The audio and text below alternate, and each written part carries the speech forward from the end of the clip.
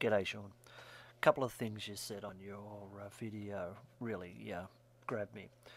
Top of the list, egomaniac.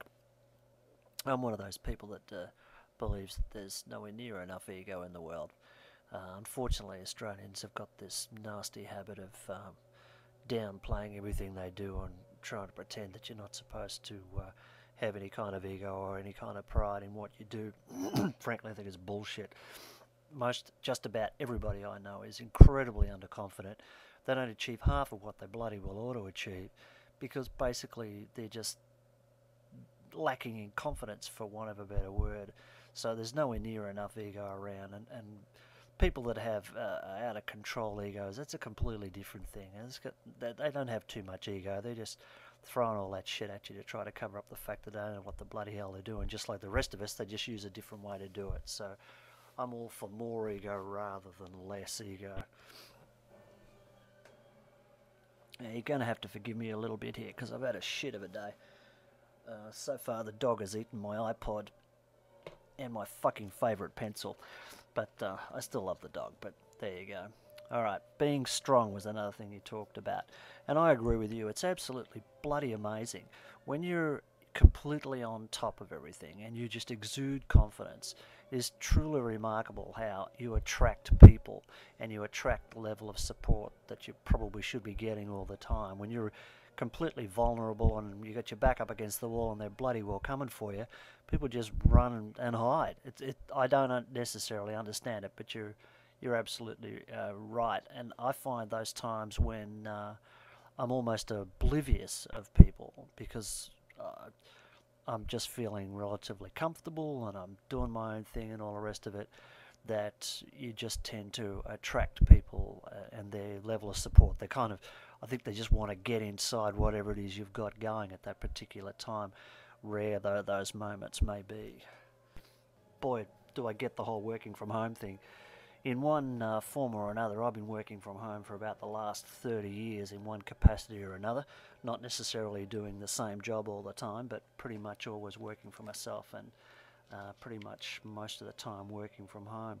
I've talked about this in relation to something completely different, but it takes a certain mental state to survive working from home.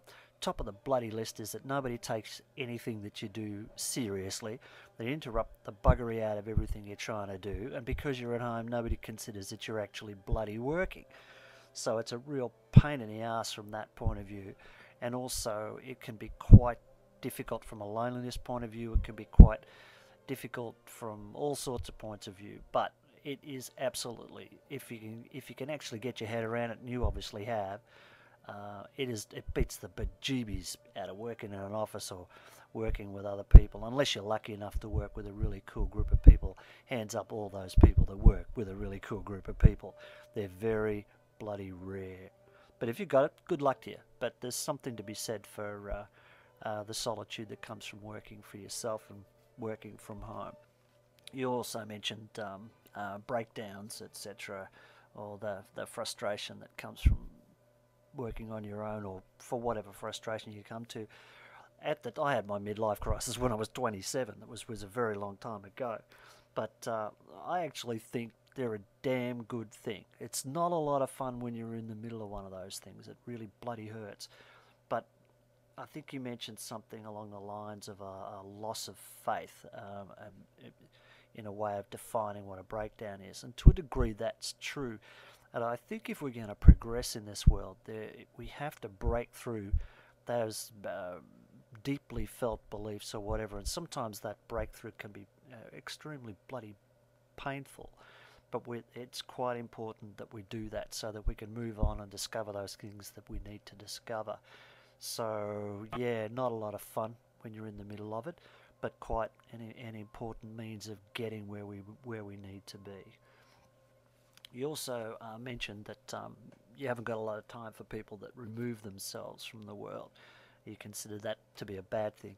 You didn't really explain what that meant, so I'm not going to take what your reaction to that so too heavily seriously. But to a degree, I disagree. on one level, I think you just got to let people be who they are, and you got to let them do what they want to do. And I actually think it's reasonably important that some people in our society remove from it, as long as they're spending that time, for want of a better way of saying it, meditating on for the rest of us. Or I remember reading somewhere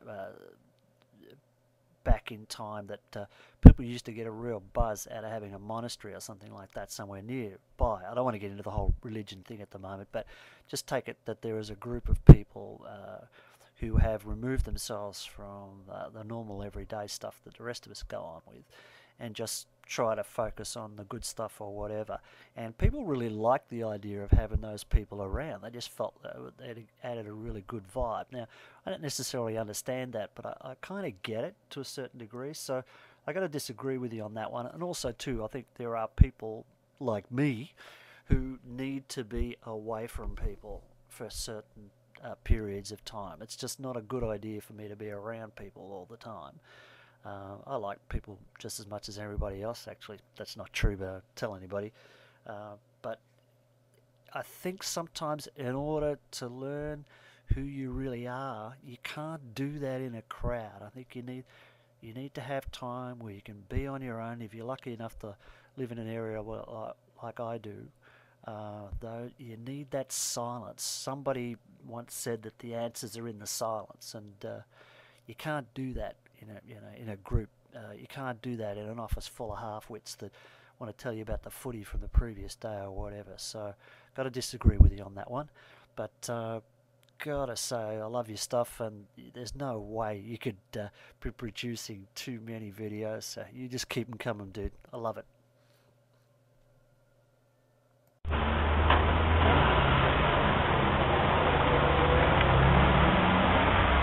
Yes. Get it? Yep.